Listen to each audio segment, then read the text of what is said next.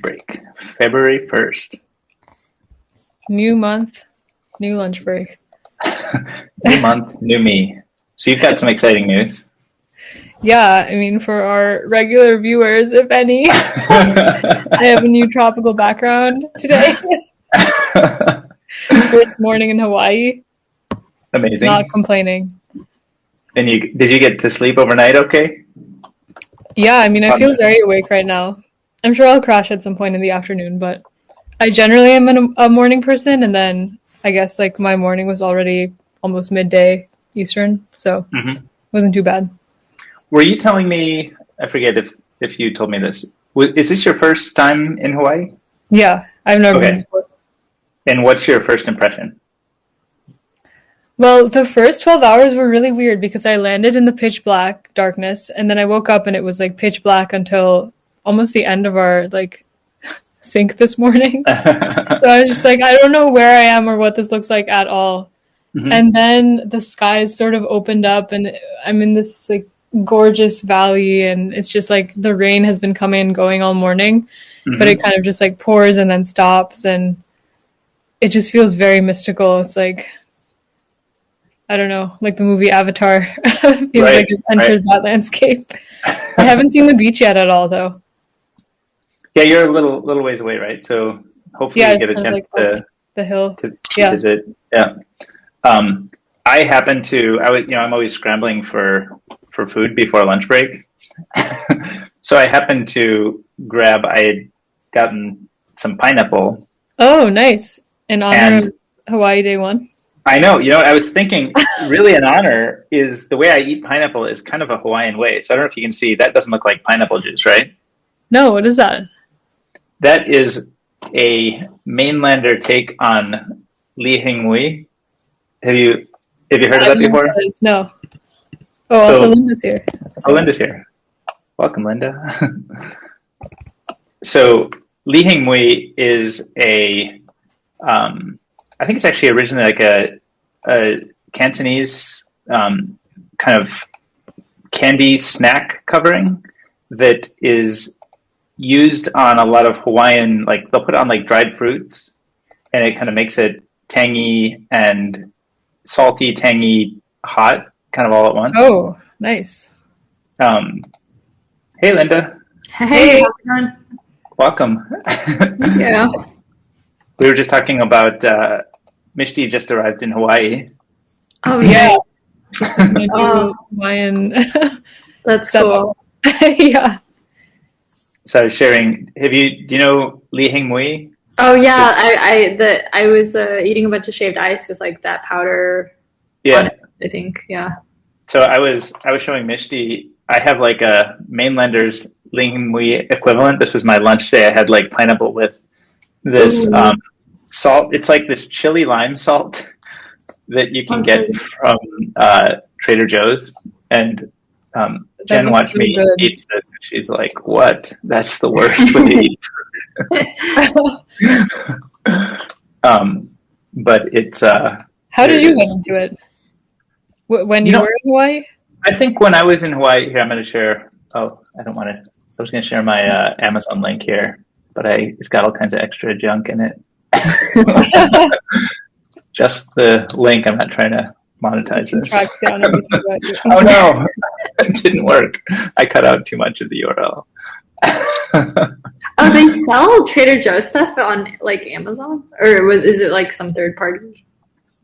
This says brand Trader Joe's like as the seller, but I don't know if that's somebody pretending to be Trader Joe's. Here, I'm going to actually fix my link. I think I've got a cleaner one. Try that one. So yeah, this it's more like a salt than a powder.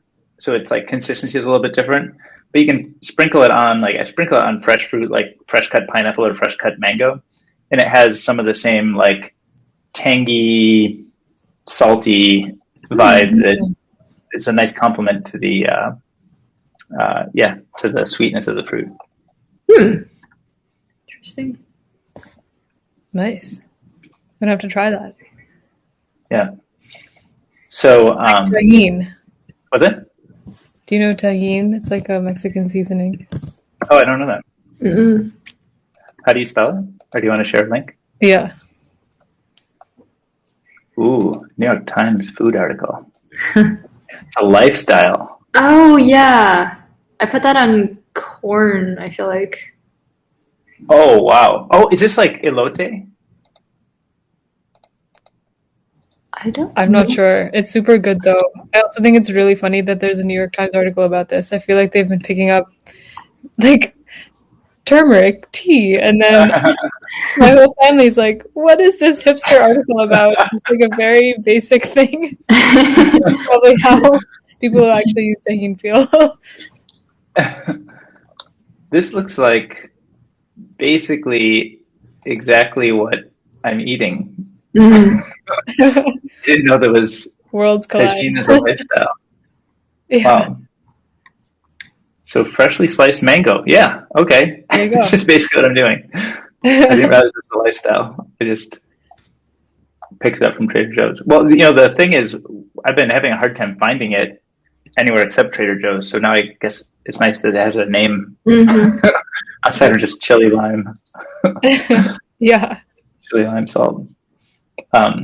So Linda, thanks for joining us. We haven't given you the update on what Lunchbreak is all about. Yeah, I have no idea what's going on. You've been a featured guest on our shows before, but we just wanted to play with Highlighter a little bit more in a different way. So we host a lunch break, which is this, and we just hang out every day at noon, and we often end up reading Twitter together and sharing our favorite links. It's like our Twitter reading group. That's cool. I like that. So it turns out to be, I think I gave the description in one of our future lunch clubs this week, lunch breaks, which is 85%, 75% Twitter, 10% Wikipedia, 15. Yeah. 15%. We never get that far because you scroll Twitter for like 10 seconds and then there's some really interesting thing that comes up and then we end up talking about that for like 2 hours. That's cool. That It's sounds nice. fun. I've never done like a collaborative Twitter reading. It's mostly just myself scrolling through Twitter. Well, that's the thing is like when you're on Twitter by yourself, you're theoretically surrounded by a bunch of people who are ready to talk about it, but the format of Twitter is sometimes a little bit louder, a little bit more, there can be confrontational stuff and trolling. Whereas when we organize these, we actually get to talk and hang out, and it feels more like we're in our living room reading a newspaper together, sort of chiming in about things that we like. So we've been doing this, and we've been having a blast with it. So we're going to keep doing more of it. Nice. But then we've also been, so one of the things that actually kind of originated on Twitter too was that we saw. Do you know Amjad Masad? Not ringing a bell right now. He's the creator of a service called Replit. Oh, I've heard of Replit. I don't really know much. Yeah, so whoops. Oh boy, I'm pasting the link wrong. It's not like a Google query on the front of it. Oh, because I pasted it from our form. Okay, I think that's the clean one. So Amjad is created this service called Replit, and he just announced going global. We're moving our headquarters from the US to the internet. India and UK regions are up, making the experience much faster for many more users to come, or more to come. And we thought that was interesting. Then we saw, Julian Weiser from On Deck? Yeah. So he chimed in and he was like, hey, we should have, welcome to the internet. We should have an office warming party for companies headquartered on the internet. Oh, that's cool. And then I saw that, and of course we're headquartered on the internet as well. So I saw that and I was like, I love this idea. And then I was suggesting, like, we played on Pluto, all three of us have played, and it feels like the perfect kind of format for doing an office warming party, because you can kind of curate people, drop some people in, and make sure everybody's having a good experience and has a trusted host. So we set up this. Have we shared it yet? Is it public? Can we share the form? I saw the form. Okay, right. We shared we shared an earlier version of it. You didn't explicitly ask us to take to change the image, but we have changed the image. I don't care. I was just, yeah, it caught me off guard. I opened up a link and there was like my face on the I'm in this right. event. Surprise. Right, so we actually took the image that you used on your Pluto. Oh, cool. So the one that you shared, and we put that at the top of the event. Nice. And we haven't started sharing it out more broadly yet, but yeah, our plan is basically to run an office warming party for companies headquartered on the internet. And I think, we've each been to a bunch of Plutos, but I think you're the first kind of non-creator of Pluto that has hosted one. Yeah. So we wanted to learn about kind of your experience and any kind of stumbling blocks. And I think you shared some of them already, which we've incorporated, but yeah, just curious to hear more about kind of what works and what doesn't work and any other touches that we might want to be aware of. Yeah, I mean, the event went really well. Like, people spoke really highly of it and were just like super fascinated by Pluto and just wanted to do more events like this. So I would for sure host more. I think just there are a few things where, I mean, I mentioned to you, but I can like kind of talk about it again here because the logins right now are only Google. That was kind of my main issue, just because so many people have their like separate work domains and they signed up. So last minute we were like scrambling, telling people to send us their like Google or Gmail accounts, and a bunch of people like didn't have them or didn't see the email in time. So unfortunately we didn't get like, some people had issues coming in, and then I guess like half of my time when I was in Pluto was like debugging people's issues.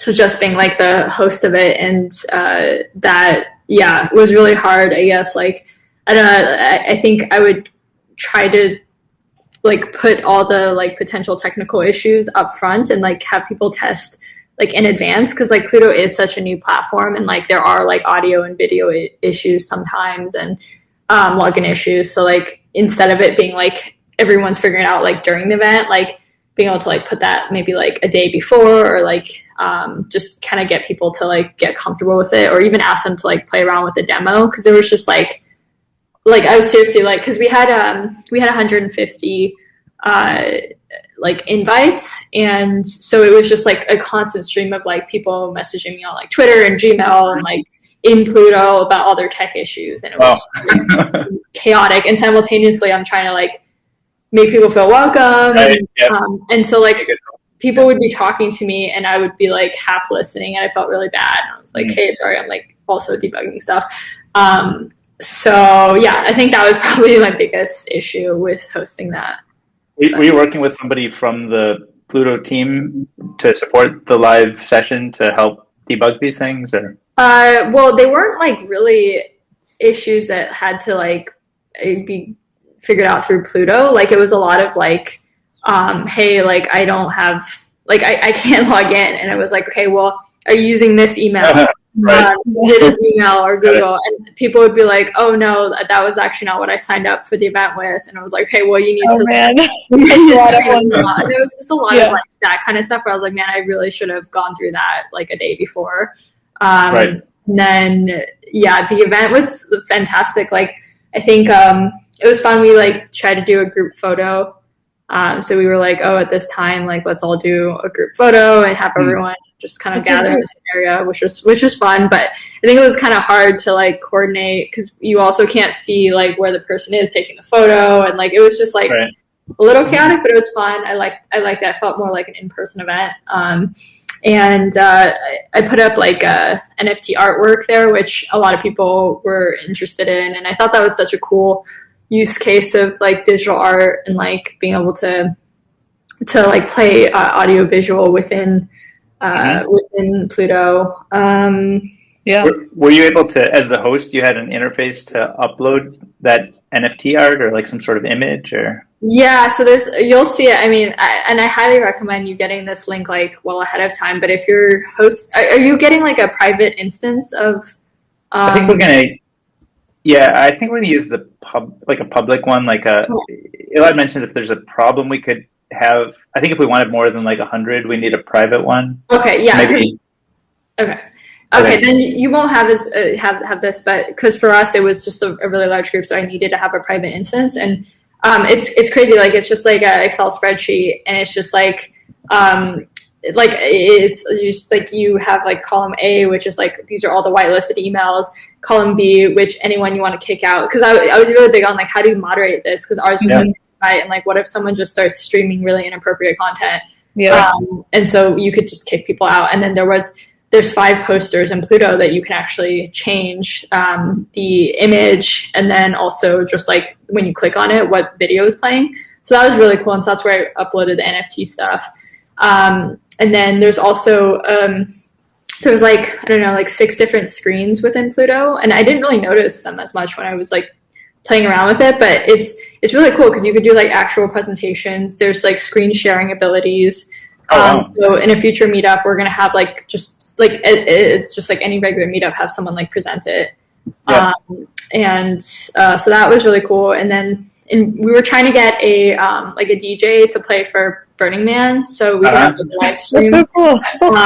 So there's all kinds of really cool stuff in the private instance. And then I think the coolest thing people really enjoyed was just like bumping into each other, because the Ethereum community is like just pretty massive at this point, and we haven't had a big event since before coronavirus, and so this was like seriously the first time I'd run into like a bunch of people like kind of virtually. So that was it was really well received. Did you mostly curate the list from like you posted out on Twitter and just invited people, and then did you do any further curation or recognize people or? I did an open invite because I wanted anyone to be able to attend this, and then also just like ping people directly, because I know like there's just so much going on Twitter, it's like hard to see. So I just pinged a ton of people. I actually ran into issues though with Twitter because it was a Google form, and I think it like triggered some spam stuff. So after I sent it to like a few people, a bunch of people were replying back saying that it was like it got flagged as spam for them.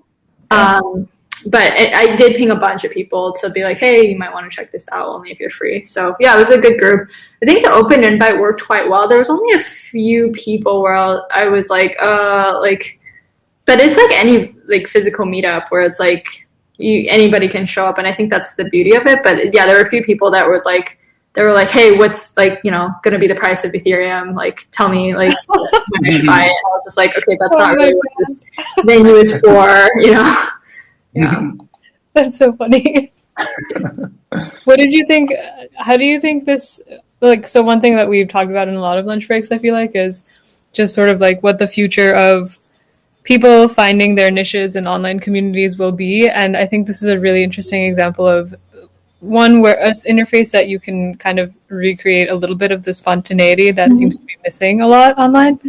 But how did you think of this / like fitting it into other ways you've been thinking of like helping support or build the Ethereum community or others that you're part of? I think this is kind of like, to me, just replaced some of the in-person meetups. And even like if like everything kind of goes back to normal and we have in-person meetups, like the best part of this is it includes people from all over the world. And so just because the community is so global, this is like perfect. I think like we should regularly be hosting this. And then like other things I try to do is a lot of like dev onboarding sessions. So we try to get like new developers who are just like understanding Ethereum to like kind of meet some other developers in the space that kind of have like a cohort they're learning with, and then also some really experienced devs to walk them through things and like try to save them a bunch of hours. I'm thinking, so what we've done in the past, we've done through Zoom, and it's less collaborative that way, just because it's more like presentation style and then people get brought up. So I think it could be really cool is in the future having them do a presentation, because and then having people be able to mingle, because we really want people to be able to like feel like they're meeting others, so they're not like alone on this like process of navigating Ethereum. So yeah, I think I'm going to start just moving things over to Pluto, and then I think like Zoom works. It's just, I think for big social events where I really want people interacting a bunch, like I'm going to just use Pluto. And then more like kind of like, I think intimate discussions or like a stream of like a presentation or something, maybe, like I think that would do well with soon. But yeah, I'm gonna be using both as tools. Nice. And when you do these on Zoom, do you usually publish out? Like, do you do like publication to a YouTube channel? Mm-hmm. Yeah, we publish it, and like for people that miss it, they can reference it, or we always just like say, if you're like we need like, because I think it's a lot of information to process, so then people like often watch it over again, and then we form like a Telegram group for people after the fact, so if they want to like follow up and talk to each other. So it's like an optional group you can join to like continue to like connect with people. And each session has its own Telegram, or there's one Telegram across kind of all sessions to keep gathering people? We just kind of aggregate it all because otherwise I think it was too much like managing. But right. Yeah, it's been good. Like people will like ask each other questions, like I'm running to this issue, and like other people try to respond. So it's been really good. Nice. And do you feel like Mishti, do you want to? I think Mishti had a question. Oh yeah, so we usually like live tweet what we're talking about on lunch break. Do you mind if we do that? Just hey, we're live on lunch break, jamming with Linda about like Pluto and community building and whatever. Sure, yeah. Okay, cool. Oh, I saw Assad also showed up. Hello. Oh, hey Assad. Also, actually, some other things that you were tweeting about last week, we were actually started discussing in previous lunch breaks too. That like community funded essay, I was super intrigued by the concept. Mm-hmm. Like, what is going on with that? Like, what does that mean for different ways of funding art? I don't know if I have fully wrapped my head around what's going on, but we were kind of chatting about that last week too. So I'm curious because I saw that you posted about that too. Yeah, I don't think like anyone knows like fully the potential of this. It's like we're just at the start of experimenting, but it's like the idea that creators and artists can issue something and they can essentially raise funds to fund like development of this work. And so in Essay's case, it was someone who was going to write a blog post, and once it hit a certain threshold, then they would write it, so it was actually worth their time. And then in return, you receive the essay token, which like the idea is that if this NFT or this essay or blog post represented as an NFT gets sold, like you will also kind of receive ownership and proceeds of that with your essay token. So I think it's like really new discovering like what are the models, but I just love the idea of social tokens and kind of as a way for people to contribute and fund development of things, and then also feel more connected, like you're kind of receiving the direct benefits and you're also having ownership. I think it just creates like a stronger bond. So unclear what it's gonna look like, but it was like the first instance, and I thought it was pretty cool. And they raised like a ton of money, and like more than most writers would ever raise like for any post. So yeah, it was cool. Yeah, I thought it was interesting because I was just gonna say like I've kind of heard of, and DK, you were also talking a little bit about like people who are collecting digital art, like artwork. I feel like I've a little bit more heard of that as opposed to this kind of concept applied to writing as an artifact that's sort of like shared and can be profited from and like sold and traded around. So yeah, I've never thought about that before, and it was kind of an interesting concept. Yeah, it is interesting, and like people have also talked about the idea of like NFT artwork NFT ownership of like people's tweets. Like that was an attempt. I was a little bit more like confused by that one, to be honest, just because it's like owned by Twitter. But anyways, there was experimentation with Cent, where people could own like this NFT version of your tweet. And it was kind of cool because like you could directly have the person who wrote it like issue that to somebody. So it's more of like a collectible like memorabilia type thing. So there is more experimentation around like other forms beyond art, which I'm pretty interested in seeing how that evolves.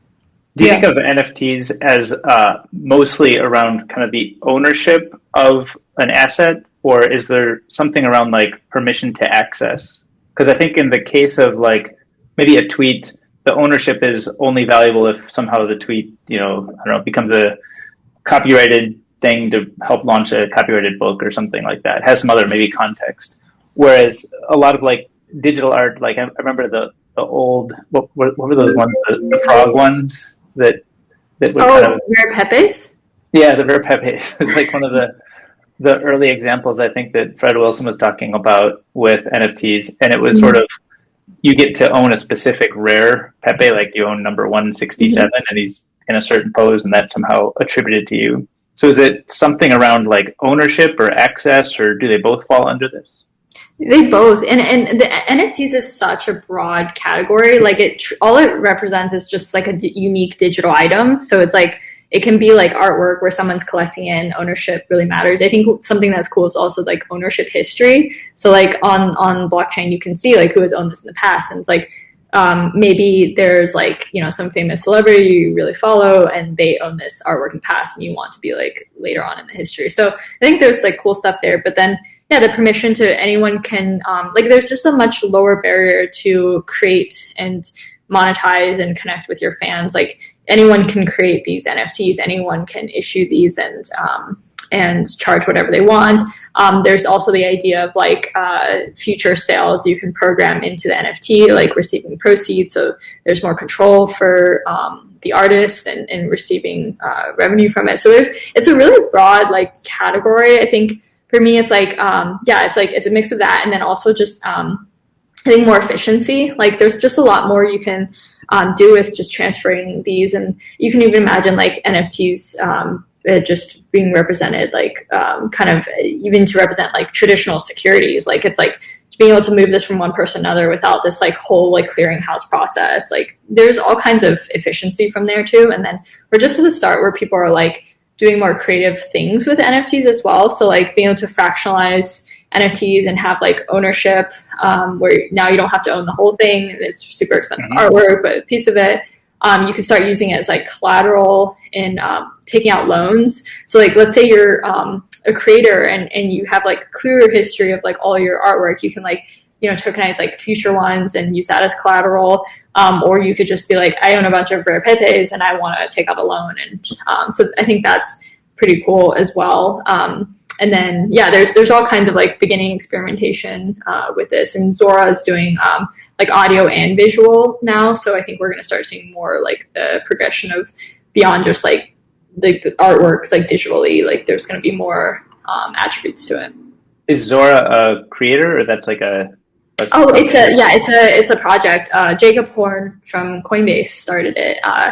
And he's been like they've been really prominent in pushing for this like NFT like narrative, and they worked with RAC, who's kind of like the prime example of creators issuing tokens. He's kind of at the forefront, so he's a Grammy Award winning artist, and he like issued his own social token, and it's like rewarding fans and allowing them like access to him. So there's all kinds of interesting things here. Zora's been really experimenting with that, and they're like new thing is about they call it hypermedia or crypto media, and it's like audio and visual things where it's pretty cool. You could just go on Twitter and kind of see some of the work that RAC has put out, where it's like you can just play it and that sound is unique, like created for that artwork, and the artwork's also unique. So it's pretty awesome. Oh, cool. I found is it Jacob Horn? I found his Twitter there and then shared. Awesome. And then our Zora is the account that has the information. Internet Renaissance, Zora.co. Mm-hmm. Pretty cool. Mm-hmm. That's really interesting. Yeah.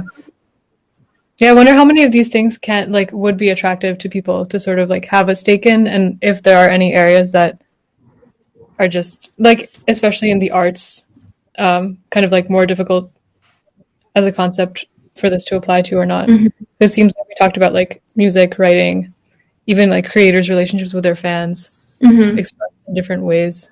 Yeah, I think we're just about to see like an explosion of this, honestly. Like it feels very much like people are discovering it, and actually it resonates with them. Like whereas I feel like in the past when I've had to explain cryptocurrency to people, like there was just this huge gap of like I don't understand. But like when I talk to a bunch of creators and people who are interested in connecting with their fans, monetizing, they're like, oh, I actually understand like being able to like engage directly and create anything, and it just seems to resonate more. So I feel like we're about to see the start of a huge growth in this.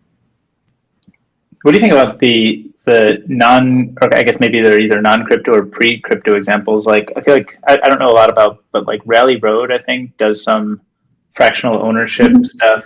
Do you think that those centralized platforms can eventually decentralize some of the market making activities, or do you think that they're just like a different structure, different kind of beast that just may live in parallel, but is maybe different along the I think there's like differing opinions for sure in crypto. Like I'm more on the side of I really believe we're going to see parallel worlds where like people just are using both, and so I think Rally's great, and like they've really pushed forward that space.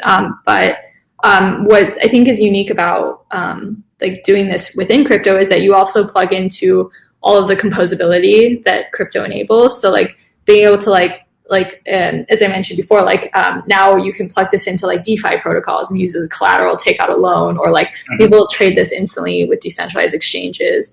So there's all kinds of stuff you're like now plugging into, which is awesome. But then there's also people that are like, I don't really need to use, for my NFTs or artwork for this purpose. I'd rather just have something through Rally and just kind of hold that and do nothing with it. And so it's like parallel worlds. It's like, for me, it's like it's very similar to like the whole DeFi stuff going on. And a lot of people in crypto disagree on this. I feel very strongly like we're still going to have the traditional financial system. Like banks are not going away. There's going to be a very regulated world, but then we're also going to have the world of like decentralized finance where people are doing all kinds of crazy, interesting things there. And then people can trustlessly trade and do other finance activity on that. So it's like parallel world.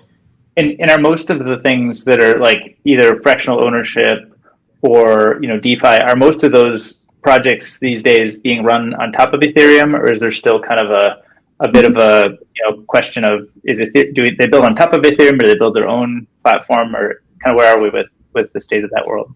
Yeah, vast majority of it is on Ethereum right now.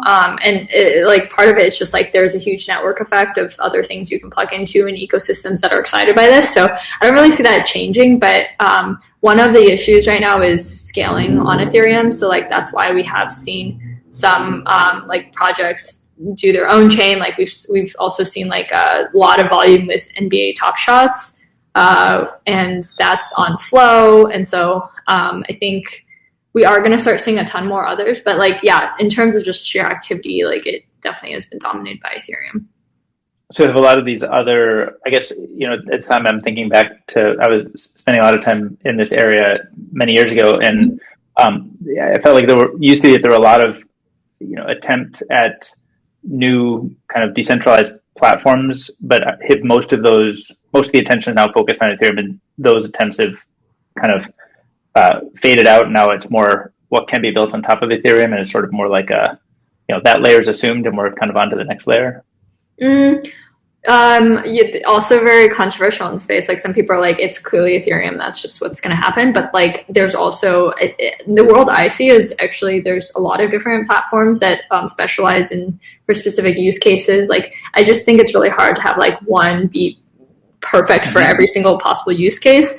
And so like I also see the world where like these chains are going to have bridges between each other and you're kind of move freely between them. So I'm a little bit more on the there are a ton of other stuff out there and it's going to be like a really collaborative space, and then others are like Ethereum maximalists or even like Bitcoin maximalists that like, hey, all of this stuff happening on Ethereum, like there's actually no like real things that are valuable here. It's really just like store value. So it's like there's like a huge spectrum, but I feel like it's it would be a shame if it was like there was just not like a ton of different communities and a ton of people collaborating together, and so that's kind of the world I want to see. Mm-hmm. And I also think about like the recent stuff that's happening in take like GME and Robinhood and Wall Street Bets and like that whole ecosystem. Are we starting? That almost seems like it's a bunch of centralized tools that show us what kinds of dreams people might have to be able to do in more decentralized ways. So do you think that there's specific learnings from what we've seen in the last week or two that, anybody developing on Ethereum or developing kind of new projects should be paying attention to, or like, finding, the the inkling or kind of early days of human behavior that's emerging on centralized platforms and figuring out how to build maybe decentralized equivalents or the beginnings of a decentralized version of those? Yeah, I feel like we really actually already have the decentralized versions of them. Like Uniswap has had enormous volume, and like on some days more than like a Coinbase even. And so like I feel like a lot of the building blocks are already there, and so it was kind of more a matter of like getting people to like see why you need something like decentralized finance, or maybe not need, but why you would want something like that. Because like in the past, it was like whenever like I think crypto people talk about censorship resistance, it's very like detached. Like it's like, what do you mean censorship resistance? In a lot of cases where people didn't experience something, and in this case, there's like a very concrete example to point to people who it relates a lot more to a very different crowd. Like I don't have to talk about like asset seizure and like governments, you know, being corrupt and stuff like that. It's like, well, Robinhood literally didn't allow you to trade these, but in DeFi, that's not a concept. Like you're allowed to just do whatever you want. And so I think it was more like people understanding the narrative.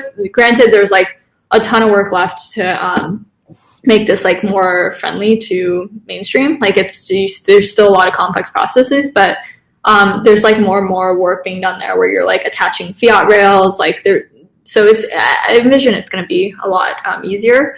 But right now we don't really have like traditional equity as much on DeFi, like not tokens representing equity. I think that's just a lot of like regulatory stuff, but I envision that will happen. Like just so meaning the idea that we would see like a share of GameStop could be wrapped in like some sort of a Ethereum container, and then it could be traded more freely on an Ethereum. Yeah, like something like that. I mean, there's a few ways you could do it. You could have it be like this is completely like approved by the SEC. This is like from a regulatory perspective, everything's like great, and that's the kind of I think the world you want for equity. But you could have like that wrapper exist, or other people could just be like, hey, these are my shares, and you kind of have to trust me. So it's kind of like a token ownership situation, just like art. You know, it's like, hey, I own this art, and if you want to buy this from me, you can buy it from me. So there's like kind of a spectrum there. I could see both happening, but definitely more regulatory issues if it's like not approved by the company or regulators on the transfer. Right. What's the state of the world with like communication tooling? Like I feel like there was it Stream? What was the one that was? I thought there was one that was kind of like a Reddit Steam token. Steam, yeah. Steam. Is that was kind of, you can imagine if Wall Street Bets were to get shut down, that something like that might be some of the kinds of tooling that you'd want to make that more censorship resistant. Is that project still going, or are there other ones that have taken their place to serve those kinds of use cases? That's actually really interesting. I can't even, like, that would be the perfect, like, just even more like fuel to add to people being interested in crypto. Like our Wall Street Bets got shut down. Like that would be like crazy. But yeah, Steemit, they're like still operating. I mean, honestly, like I don't really read anything from there. It's kind of like I found a lot of the content to be kind of like spammy or like self-promotional stuff. So it's not like the highest quality in my opinion. But I really like it conceptually, and I actually know there's a few people working on something similar on the Ethereum side. The issue is always just kind of like a lot of it's been scaling issues. Like if you're posting everything on the blockchain, like you're paying really expensive costs, and it's not like, that efficient. So there's this balance of like, how much of it do you do off-chain, how much do you on-chain? But we have like a bunch of scaling solutions in the works in like the crypto ecosystem. So I think that's just a matter of time getting resolved. Mm-hmm. Well, it's nice to have these moments in the world that kind of can showcase what other solutions we want and sort of what kind of good might look like. Have you paid much attention to what Twitter has been talking about with the Blue Sky project? I only like saw when they announced, but I actually don't know. Like, do you guys have more insight there? Like, I haven't heard much since I saw the announcement. Yeah, I haven't heard too much. I haven't followed it too closely, but I was thinking about it actually over the weekend. I wrote up some thoughts because it does seem like, you know, we've lived under too much centralized control and decision making, and for a bunch of reasons, I think having pushing that out to the fringes and to the edges seems like it's better for humanity. It keeps everybody in check and checks and balances kind of well managed. But I think like we have a bunch of great tools like the DNS system, while imperfect, has some good decentralization properties, and SMTP has some good decentralization properties. So I was sort of imagining the future, and I tweeted about this over the weekend. I was imagining like, what does the future look like if you were to try to take kind of the internet primitives, and could you take kind of existing internet primitives that we already are familiar with and use it to try to create something like a decentralized Twitter? And I think inside Twitter, you have you have this ads business that requires control of the end client. But you could imagine if you really wanted to make this happen, you could say, we're going to give up the ads business and give up control of the client, the end user attention. Instead, we're going to build like an infrastructure provider, almost like more like an internet backbone business model, like a telecom business model, except that it happens to be in software and with identities. And, you charge people for access. Like, I don't know all of the structure of economics on how, internet peering agreements work.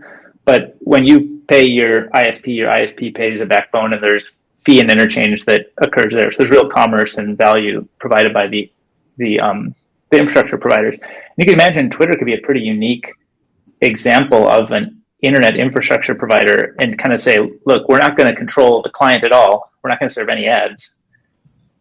Developers can create, thousands of different types of clients, and they could be different languages and different tweet ordering and different, you could have DM search, and you could have different filtering, or kind of, you can imagine if such a world existed.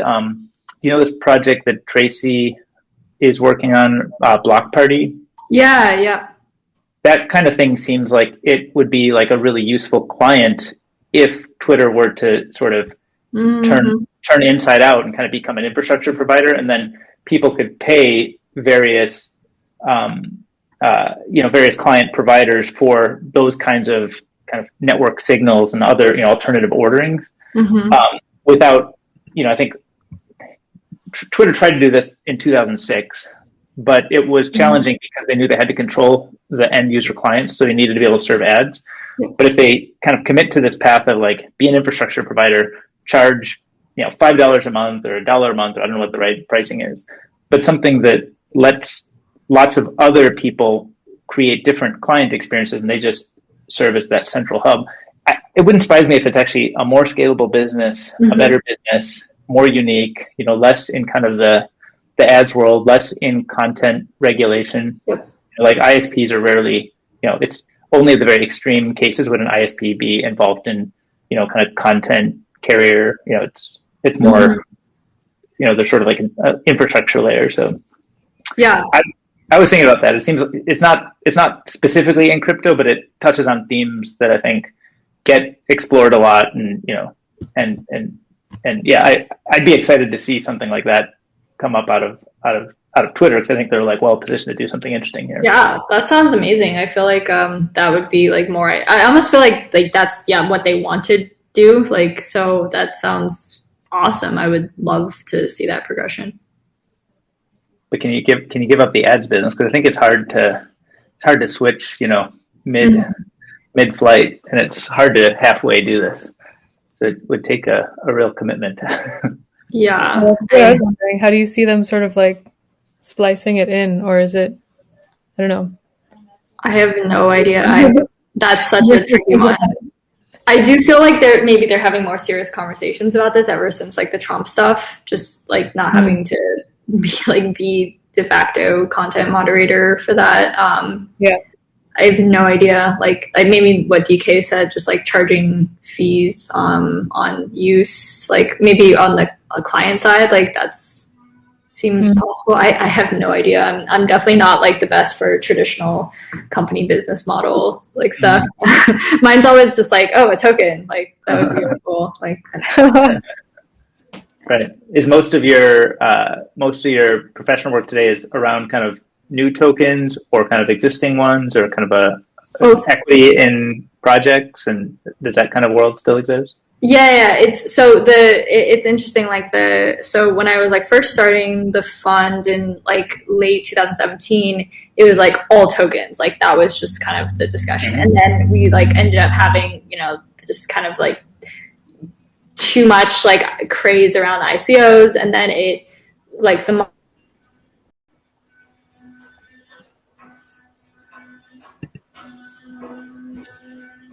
Oops, did we lose Linda? switch more to like it's just equity in all ever since the I think we lost you for a moment there. You were talking about is it good now? 2017.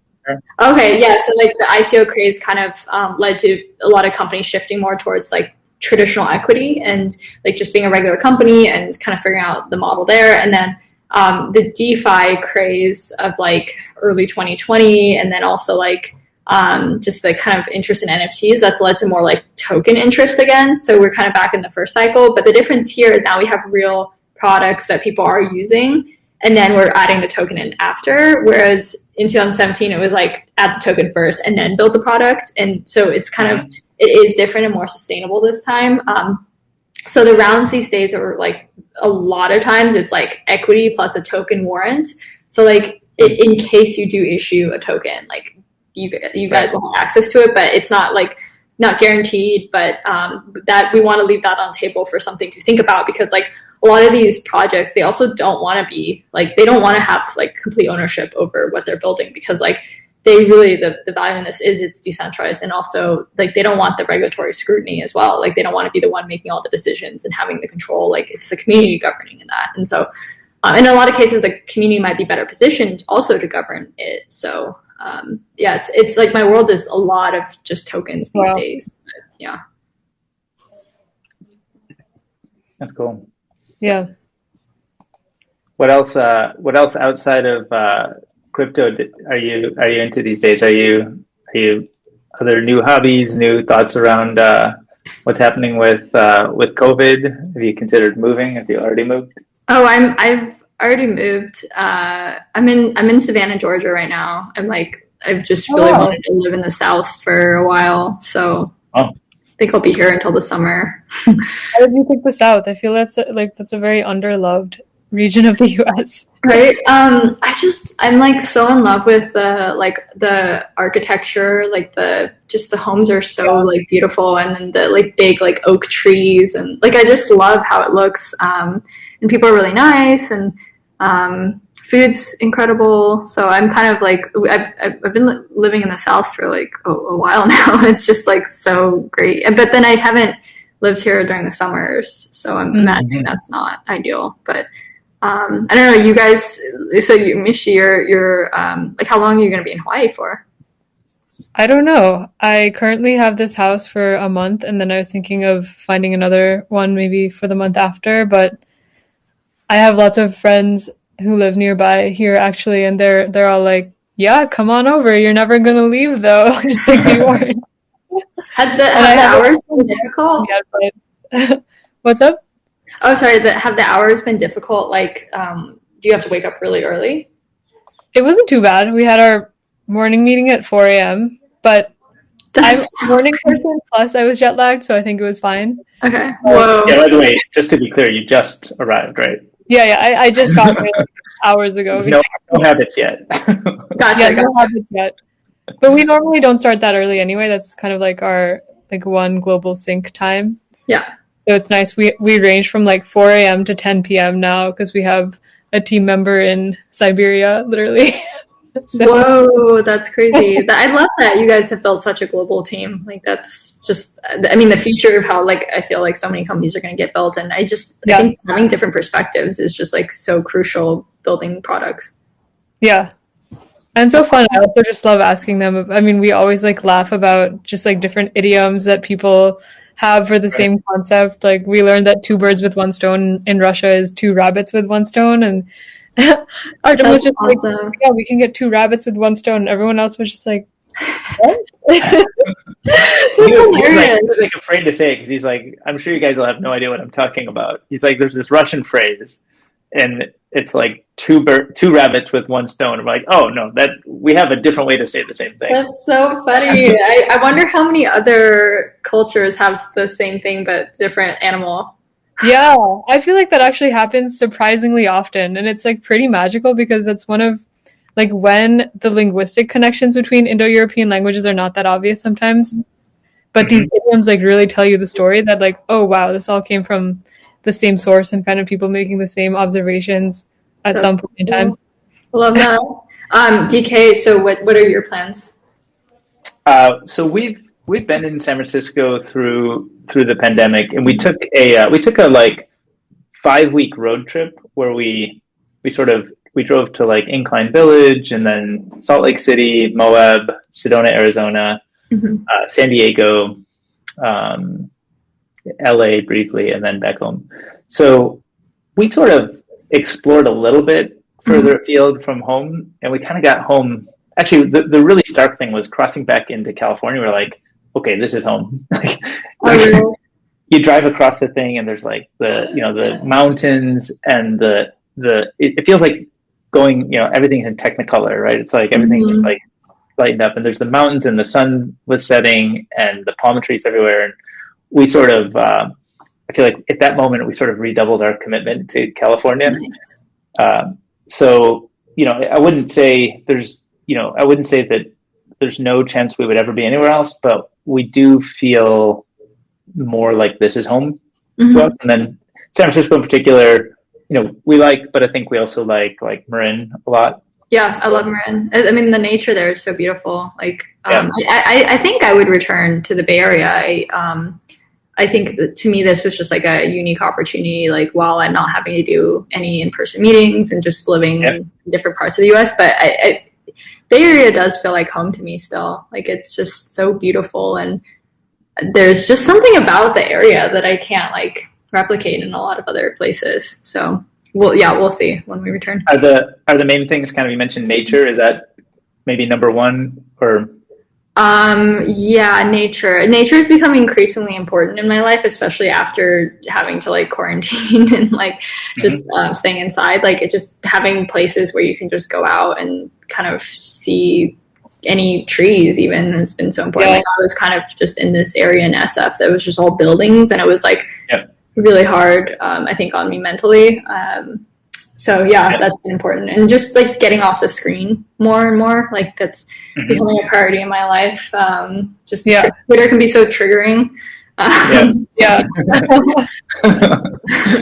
We can come How do you handle that, actually?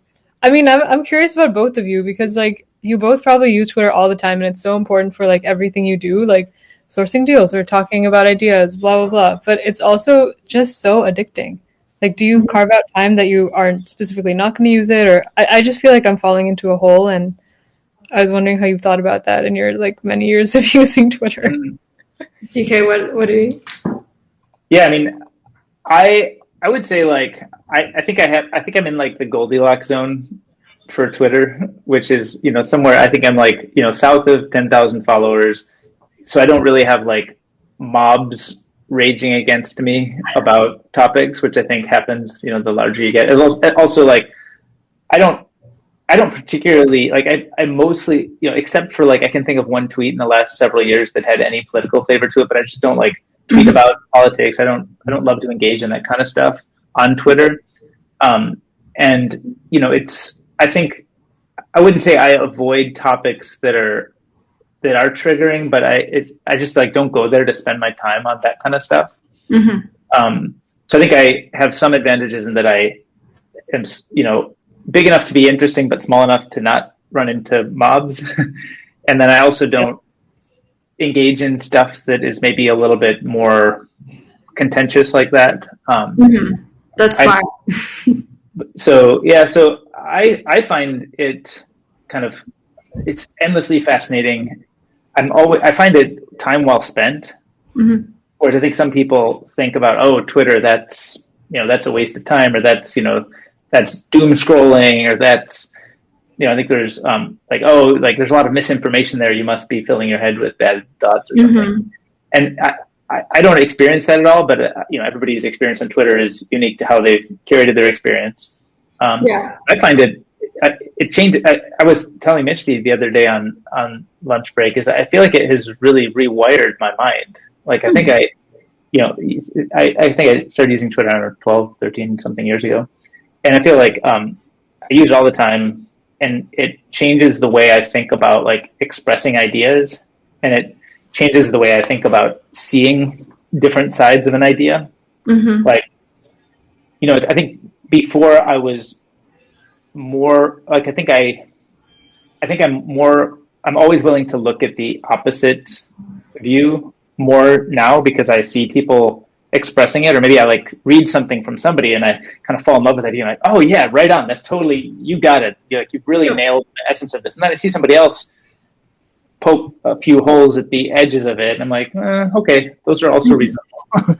And I feel like I come away having rewired my mind to, a new topic I meet, whether on Twitter or outside of Twitter. I feel like I now come prepared more to see the edges and the balance, and sort of like always be asking like, how's the other side of it? That's interesting because I feel like most people, like the dangers of social media, kind of like that discourse is just that you're going to get sucked into your own like views even more.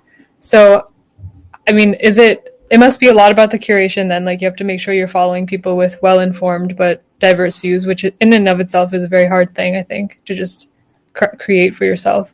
But then also I'm also curious which topics you do find the most balanced discourse on versus everyone subscribing to like one school of thought. Yeah, so I probably, if you had to sort of blanket the topics, I probably, am 80% kind of tech startup focused stuff. So, I just off the top of my head, I think of people like, I don't know, like Dan Romero is one of my favorite tweeters because everything he says is like some creative, clever new idea with like a new perspective. And wouldn't it be awesome if there were a product that did X? I love reading that because it reminds me to be more creative in my, when I see a problem, I should be focused on not just complaining about this problem in my life, but saying, you know what, I really hate dealing with like, the mail. Like I have like a stack of mail and a parking ticket. But like, I should look at that and not throw my hands up in frustration at the mail, but I would think about like, well, what problem would I want solved? And then I should just like propose a solution and see who gathers around that, or who proposes better solutions or other solutions. And I think about somebody like Dan, that whenever I see a tweet from him with a clever new idea, it reminds me to be more creative in my own problem solving and be like, listen to my own self more when I'm frustrated by something.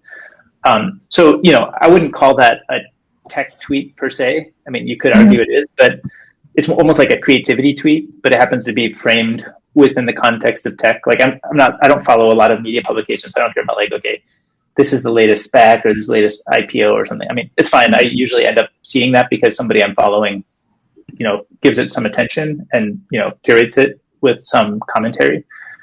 So I do get enough of that, but I don't seek it out. But the stuff I seek out is stuff that like helps me effectively like be more aware of kind of creativity, let's say, as one. And the other is I think Twitter gets a lot of negative press because people experiment and explore ideas and are willing to take risks with ideas before they're well vetted or totally certain. And so I take it not as truth, but as early signal about discovering truth. So, I think perfect example of this is like, because of my use of Twitter and how I've curated my feed, I was tuned into the possibility that coronavirus was a thing very early. Now, I wasn't certain that it was a thing. I didn't know exactly what to do or how to deal with it, but I was starting to say like, is this a thing? Are these people crazy? How are we going to deal with it? Yep. And so I think I probably heard about or was, aware of or thinking about coronavirus like maybe, weeks before it would show up in the New York Times. Now, when I see the New York Times, I understand, okay, it's been more vetted and fact check, and there's like higher degree of quality and certainty that this probably is worth my attention. Mm-hmm. But I like having early signal that's not always so vetted, like lower quality but higher volume, that lets me kind of understand, okay, well, why might this narrative be getting established if it's not true, and if it is true, like what should I be doing about it? And I find those are just like, I don't know, that rewires me. That really changes the way I think about the world. So I think it really has to do with how you choose to use Twitter versus, the platform itself is like, I think, more agnostic than we give it credit for. I mean, it certainly has its flaws, and it is not, I wouldn't argue that it is genuinely agnostic, but I think it's really a communication platform. It doesn't have as much taste in it as, I think a lot of people, presume or imbue. Yeah, I think Twitter is like one of the most important tools out there, and I've used that for like my career. I've used that for connecting with people that I just love hearing their ideas, and it also inspires me. So it's like an amazing tool. I think because my feed is like 95% crypto. I think the thing with crypto is that it's like almost like money is a religion in a lot of cases, and it can lead to very extreme opinions and defending of opinions. And so I've tried my best to curate that over time. I think like in the early days, I was just letting everything flow by because it was like, I was really worried about this echo chamber. But then like I've started like as of probably like a year and a half ago, I was just like blocking accounts because they were just they weren't adding anything. They were harassing people. So my feed's definitely better, but sometimes, especially in bear markets, crypto can be a pretty toxic place on Twitter. In bull markets, it's okay, but what you now have is people just like promoting scams or like acting like they're geniuses, and it starts to become really noisy. So the sweet period is when it's like you're kind of like not in a bull and you're not in a bear market, and that's when it's just like I soak up all these ideas. But it's a crypto Twitter, I feel like, is like just a very unique place, given like the money and religion at stake. So I have a very like love-hate relationship with it these days. Yeah. Do you follow kind of a less controversial topic, but one I found interesting? Do you follow Oren Hoffman? Nope. So Oren Hoffman, he's a Silicon Valley longtime kind of company creator, and he's currently working on a company called SafeGraph. And but he's kind of invented, I almost call it like a new form, of Twitter, which is he makes these like napkin graphs. So it's effectively like a simple XY axis with a very simple concept, but he like draws a graph to explain the concept, how it maybe changes over time.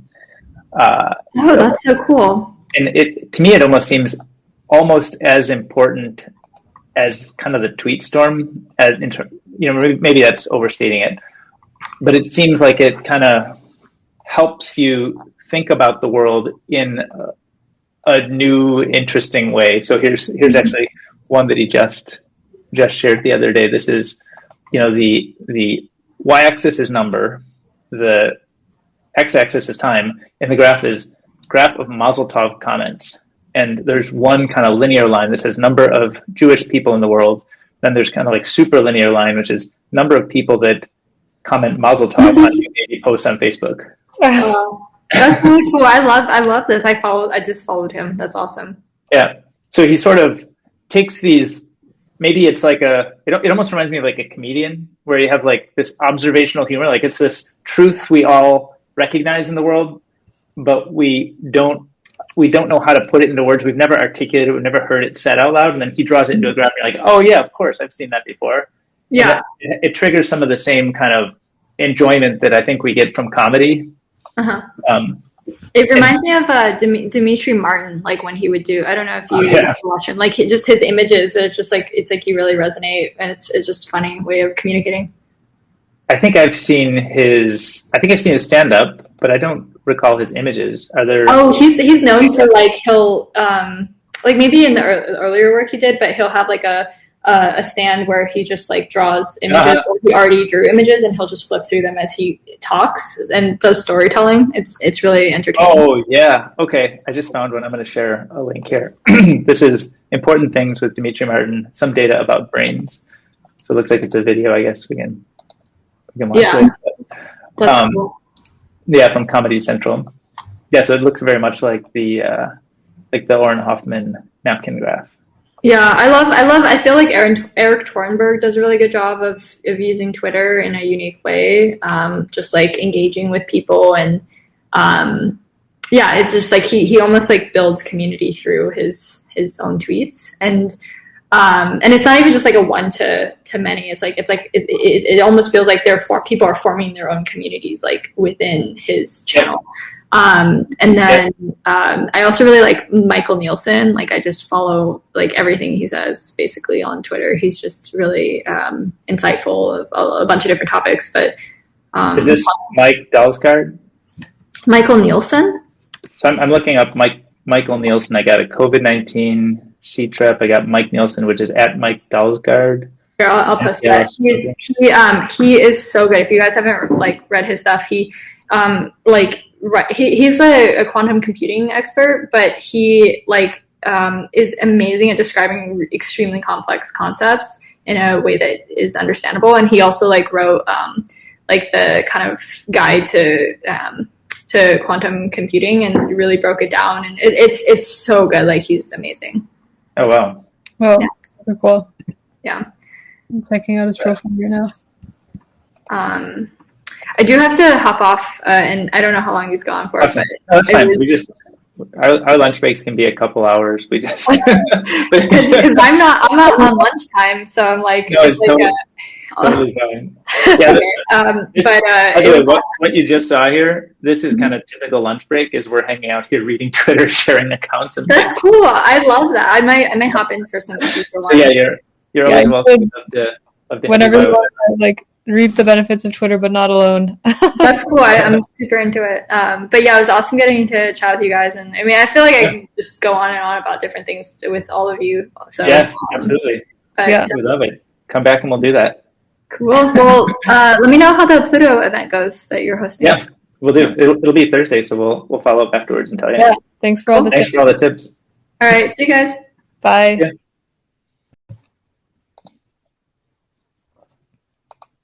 All right. That was fun. Wow, lots of good stuff there. Yeah. I had to move, like the car in the snow.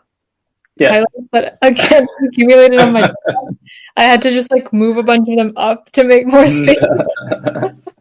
Like every 10 seconds I was like, wow, this is really interesting.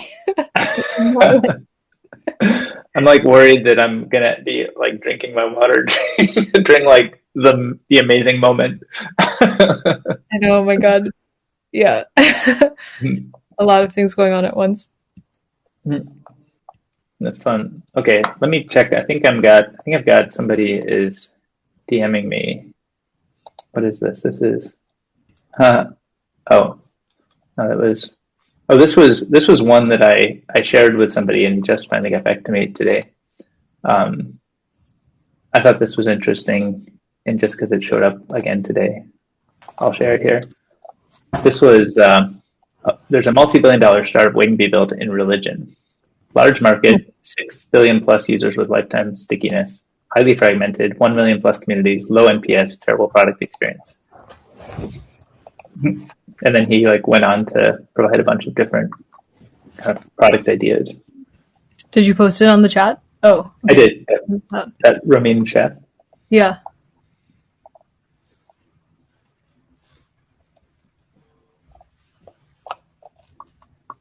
Interesting. Yeah. Wow. Ministry Brands. What is this? Let's check this out. What is it?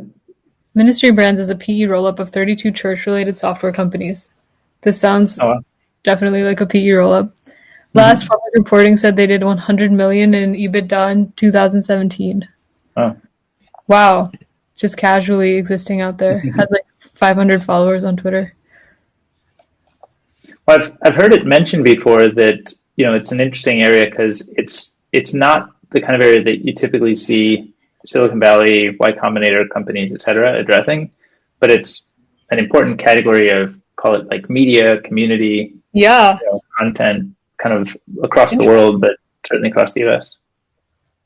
I wonder why not. Do you think it's just because like Silicon Valley is generally like younger, less religiously affiliated kind of founders, but then maybe as we're seeing, I don't know, like more distributed startups and like whatever, people in places where it's less almost taboo to be religious or to think about Mm-hmm. serving a community like this, maybe something will come up. Yeah.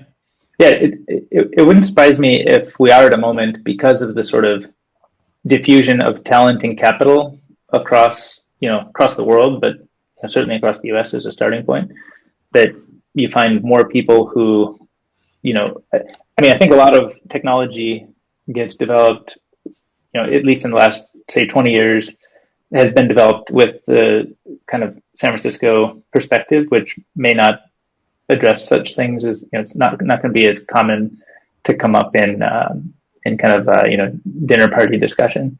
Yeah. So I think as you enable more people to have access to tools and networks and capital and stuff to be able to pursue these kinds of things, it does seem like the kind of thing that you might start to see more people addressing and more innovation happening. Yeah. Yeah, it's a perfect example what, when people talk about kind of like funding underrepresented groups, how that can just like completely open up markets that you just would not have thought of otherwise. And like this is such a glaringly obvious one almost if you think about it, but how many other things are there like this that just by contingents that people in Silicon Valley don't really have touch points or care about, industries haven't been like built for. Yeah.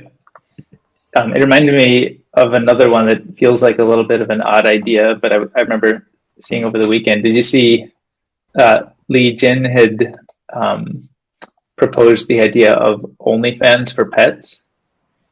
Oh no, I didn't see that.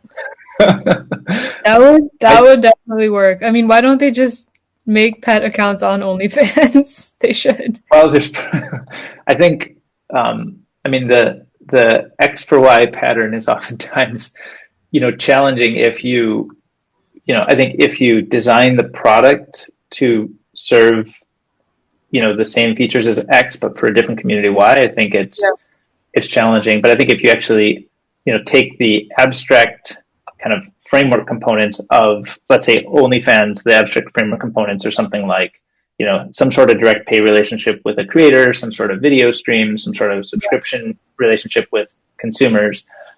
I think if you take those in abstract, you could probably construct something that's more appropriate for how people would engage with pet content. And it might actually include, maybe in pet content, it would include more static imagery, or maybe you'd want like, people to compose emails that are like in the presumed voice of the dog or something, and that would make it more fun and attractive to subscribe to those accounts. So I think it's interesting that there's something there. It does feel, and she said, I'm allergic to everything with fur, but I'd like to have a virtual one-on-one relationship with a pet and can pay to support them. Spiking this out in public a little bit more. A discovery experience makes sense here. Filter by floofiness, donkey rating, etc. Embedded e-commerce to buy toys, accessories, food, contribute to vet fund. Could see live streaming with tips doing well. That's amazing. What a concept. Yeah. So it feels very like real to me. It feels like the kind of thing that sort of should work. It's like, I think pet therapy in colleges kind of gone virtual. Yeah. But the thing is, I feel like a lot of people get that kind of content when they're just like scrolling through Instagram Reels or whatever. Right. And not necessarily like seeking out a different platform to find pet related things, or they'll just go on TikTok if they watch a lot of TikTok videos of pets because TikTok has learned that that's what they want. Yeah. Yeah. So certainly there are alternatives in media consumption for people who want, floofiness and chunkiness. I think maybe, if there's an insight here that we could take, and I don't have extensive experience with OnlyFans, but I would guess that the thing is, instead of existing diversity of media sources to consume similar content, you consume with a single creator, and then you have kind of a longitudinal, virtual relationship with that person. And I think it's probably different. I mean, I think that as a concept would be in common here with a pet. Like, as much as it is fun to look at dog pictures online, it's not the same as, as having Zoe at home to see every day, to walk every day. It's kind of a different type of relationship. And it's certainly higher quality at home than it would be online, but, not everybody can have the at-home experience.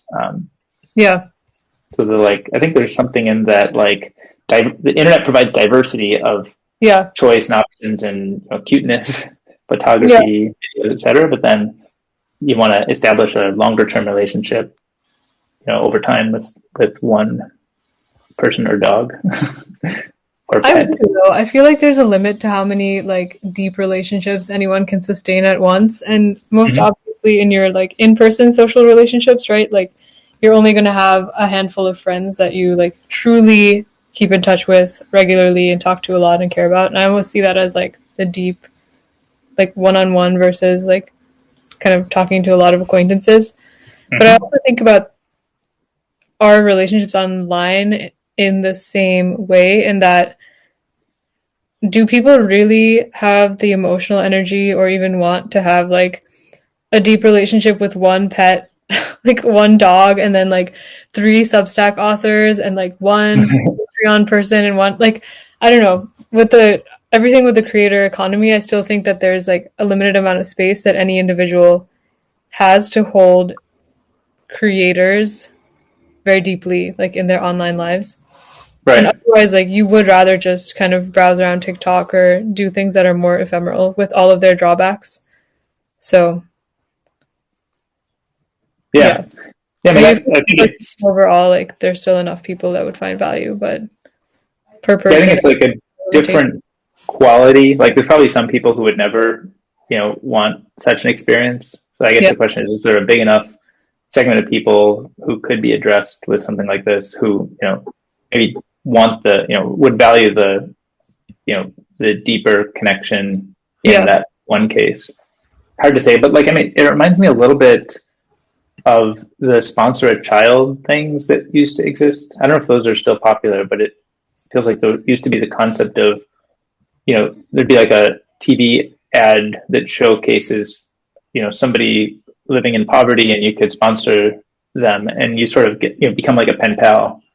And, I don't know what the rates are, if it's $10 a month or $100 a month, but, I think that as a phenomenon, existed, and people not just donating to a cause, but actually donating to a specific named person and having the pen pal relationship, at least. That, I can't even think of recent examples, but that feels like something that used to be TV ads from I don't know, the 90s or something that have such a thing. Yeah, that's true. So there's something else that seeks that. Yeah. But I guess, before you pursue this, you'd want to probably figure out who, do you have enough people who actually want it? But you should be able to get, I guess, let's say you wanted to pursue this. How would you pursue this? I think you should be able to. Product manager of OnlyFans Pets. Only pets. Okay, right. So this is our new hypothetical. You are now the PM of Only Pets, which is in day negative 50 of development. Right. What are you thinking about?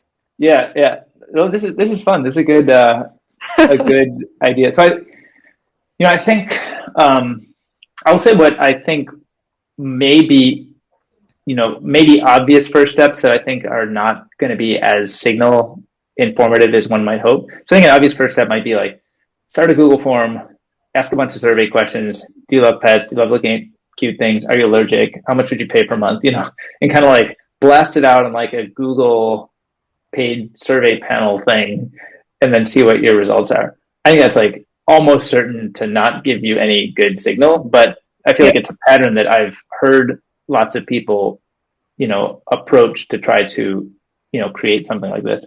But I think the style that I think might give some signal like this would be there's a lot of these like pet specific accounts on Instagram.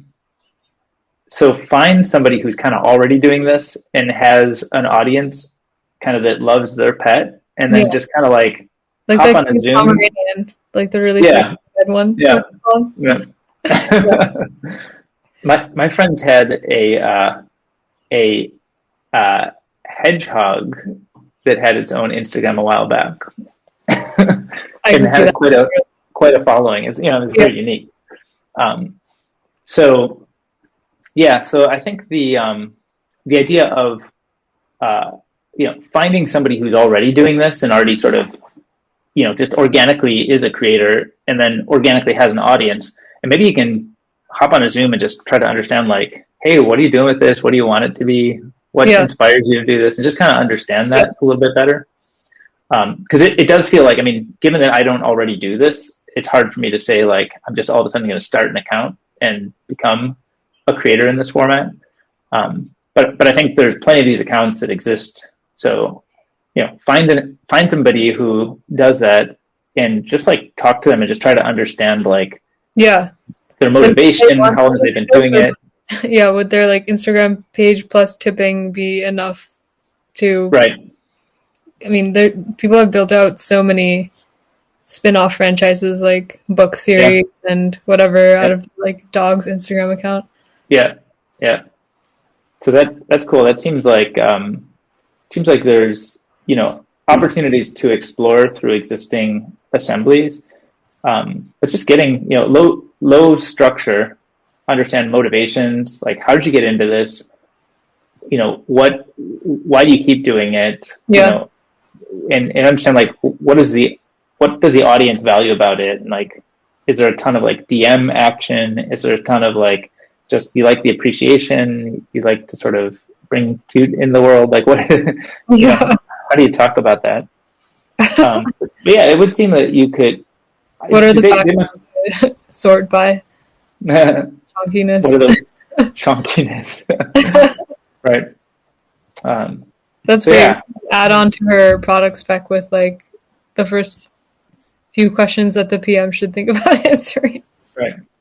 And you mentioned tipping. Does Instagram have a tipping feature? Something like that already? Do they already? I don't know. I feel like maybe. Let's Google it. Because you can imagine if they had a tipping feature already, then that would be like a natural place to experiment. Like, okay, do people already tip you, and can you do like, is there tipping for premium content or locked content? And the tipping feature is so it does exist. Mm-hmm. So I'd want to understand if they are already using that. Is that something that, or it was being tested out this fall? So I don't know if it's like mainstream yet.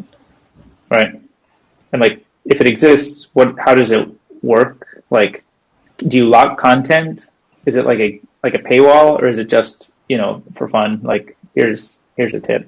Like, just, I enjoyed that. Like a thank you. Yeah. So I guess like Instagram seems like one of the best places to go to figure that out. But I think if you found a few people who were into it, then I think next step is like create a Slack group. So we're like, instead of day -50, we're like day -43 or something. And create a Slack group and get like a handful of the people who are into it. Like, you contact dozens of people, figure out who's actually into it. And then, you end up with 5 or 6, maybe half a dozen who actually are like they're like, oh, I love this. I'm super into it. I totally want to do this. And then you create a Slack group and get everybody together, just like talking. And you allow them to be like, hey, what do you think about this? What do you think about that? And just like, get your 5 true fans. Yeah, get your 5 true fans. That sounds like a blog post waiting to be written. Yeah. What was it? Was it Kevin Kelly said you need 1,000 true fans? Legion said you need 100 true fans? Yeah. She says you need 5. They only need 5 if you're building only pets. Right. But I think if you had 5, yeah, maybe 10 would work for the alliteration. 10 true fans. Yeah. So I think if you had 10 true fans and you got them in a Slack group together who all wanted this thing to exist, you would be able to like instigate every day, lob a few ideas, questions, solicit feedback, share other accounts that look interesting. You know, I think from that, you'd end up that 10 would grow to 20 organically because like if people like it, like if the proto creators like it, they'll probably just be like, oh, I have a friend who also does this, but for like cats. And like, here, you should see this account. Yeah. So I think if, you know, before you even really build anything, like really, you could probably get tons of signal on like people's appetite and interest to be creators in this format. Yeah. And if you're doing it with creators who already have audience, then you probably also have signal that like they know kind of what their audience likes, and you can always build a little bit to test that, but that probably kind of, you know, that's probably signal enough. So I think what you'd want to see is if you get the 10 people together and you instigate and really, you know, solicit feedback and stir the pot and see if that Slack really works. And if like you come out of that and it's just like, if it feels like it's just a slog and nobody cares and you're really, you know, you're stirring the pot every day and nobody's really paying attention, then I think you conclude, okay, this doesn't work. Yeah. Or if it's going to work, it's going to be, you know, it needs to be couched in a very different way, or we need to like really evolve what this is. But I think if you grow from 10 to 20 over the course of like a few weeks, then I think you've got like pretty good signal that it's worth trying. And then you know what to build because those 20 people have told you this is what seems like it's like a nicely generalizable framework for building anything. Yeah. I think there are there probably are. Actually, that's interesting. I wonder if we or somebody should write a series of blog posts. I almost think about like Lenny's, you know, we did the Lenny session where we were reading about, you know, how you get your first 1,000 consumer kind of users. Yeah. And I wonder if actually there's a thing like, how do you do day -50 to day 0 in a startup idea? Yeah, we should write that because people brought that up in Lenny's session as well, like the importance of doing like very deep focused UX before you start. And like it really needs to be more than just a Google form that you're sending around. Like it needs to be some sort of long form, non-scalable, peer-to-peer engagement over some length of time. Right. Almost more than just like the surveys to sort of like see what is the size of this market kind of thing. Yeah. Actually, I'd be curious to hear Avichal's take on this because they're kind of starting pre-idea with people and trying to help them, you know, think through stuff and help them vet and help them connect with more people. Yeah. And I think such a framework, you know, it might not be. I think there's probably like, I think of it as like a collection of frameworks that may apply depending on different types of businesses. Like this only pets idea is a little consumery, but maybe there's a separate one when you're selling to small business teams. Maybe there's a separate one when you're doing like a vertical SaaS tool for like, you know, specific industry. And you know, they don't really all apply to each other. Like each one's a little bit of a special snowflake, but I think once you've identified the framework, the snowflake per, you know, per category, I think, you know, is probably generalizable. And, you know, I guess like in a sense, I never really got into this, like, you know, this Eric Ries lean startup philosophy. Like, I think that attempted to do this, you know, and I'm not super, I know it's a very controversial issue. I'm not really one to take either side with it, but I think this is maybe closer to like kind of need, you know, understanding needs and sort of identifying customers. Yeah. And I think it's also, you know, probably relates to the no code movement. So again, I don't know if that, I think it's like a highly politicized. Yeah. I mean, you don't need to be that bombastic, but like the point is just often forgotten, like how deep you should try to go with your users before you start building something. Not that that's the only thing you should do. but it's Right. like a necessary component. And I think what does going deep look like today relative to maybe what it would have looked like, I don't know. Yeah. I don't know when it was, but I think that series of writing was done probably, over a decade ago. But I think going deep, I feel like I've seen little examples like, oh, throw up a landing page, throw some Google AdWords at it, drop some people on and see how many people convert. And then, haha, you've got a payment page that doesn't actually work and you apologize, but then you charge them later. Like that whole thing feels kind of like a cheap hack, compared to the way the internet is set up today. So I almost feel like the specific proposed concepts are a little bit dated. Yeah. And it might mean that, it can be reworked or reinvented, around new concepts or kind of like a better way to do some of the concepts that might have been addressed before. Yeah. Oh, I love this. Definitely down about the blog post or something. I'm writing down notes. We should, what we should do is we should find, maybe there's like Renko people who are looking for like, a capstone piece to write. Yeah. And we could just like brainstorm some of those things kind of to help with the writing process. Cause we sort of talked about that before, right? It's like, how can you improve the writing process? Yeah. And this is sort of almost like a blue sky brainstorm it's like on the writing process. For what you can write. Mm-hmm. Yeah. I would write this. This rendered weirdly, but I'm putting in arrows. But it's also like I would talk to Henry about this because he's the one who did so much research on Henry Sung on Julie Andem, who developed SCOM. Oh yeah. And her process of just doing this in a really way. Oh, he'd be great. We should actually talk to him about everything he's learned. That's a pretty fascinating story. Yeah. His whole relationship with that creative process and how he kind of worked on it in a few different flavors. And I think he's working on it today even, right? It's actually a great example of someone who's doing day -50 to 0, I think. Yeah. Yeah. Yeah. Oh, we got some new people joining. Hey, Max. Joel. If anyone wants to come up, just post in chat. We'll get you up. We're talking about what would you do from like day -50 to 0 of building a startup. Like, what is the pre-work sparked by this funny tweet? I like that pre-work. Sparked by the assignment of me as the product manager for Only Pets.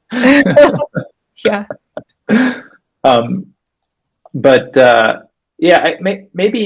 Maybe I like the term pre-work because, I think some people feel like this can be too much, that the work kind of starts at a different time maybe. And this is really like, before you commit, you can actually do a lot of this kind of research, but the traditional kinds of research that gets proposed, I think, it's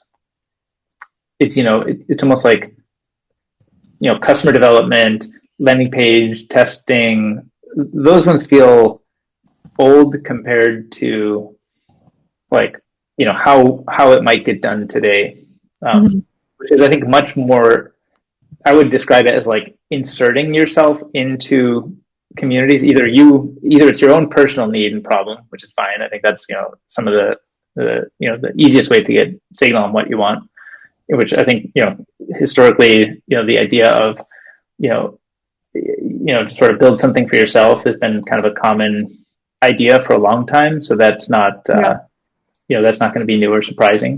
Yeah. But I think outside of that, if you're trying to build something that may serve other people, I think instead of saying, okay, we're going to do all these like landing page tasks, instead let's insert ourselves into communities, because communities exist all over the internet, and your first touch point may be, an Instagram account that you like, or it could be, could be a Slack community that you've come to know. And actually, there's a lot of this that happens not in public today, like in Slack communities. So it wouldn't surprise me if, like, among some of the better ways to find these things is through, find ways to like associate yourself or insert yourself there, which is very different advice than like landing page testing or like traditional customer development. Yeah. I wonder how much Y Combinator is kind of advising people on these things. I guess they maybe work more on kind of the day zero. The day zero thing, like instead of the day negative 50. Done the day negative 50 to day zero. But Avicho would be great on this. In terms of, like, what do you look for when you're looking for like the founder of a future startup idea that doesn't exist? So how do you test someone's aptitude for going from day negative 50 to zero? Right. Yeah. What is it? What does that look like? And what do you look for? Is it, like this twinkle in the eye, explanation of how to do it? Like, how do you? Can you really can you test it? Can you just be like, hey, like everyone apply, and then I'm going to do like case studies with you to test it? Because I don't know, maybe you can, but it almost seems like look out for people who are starting to do this and just be like, nice approach, and like, this is interesting.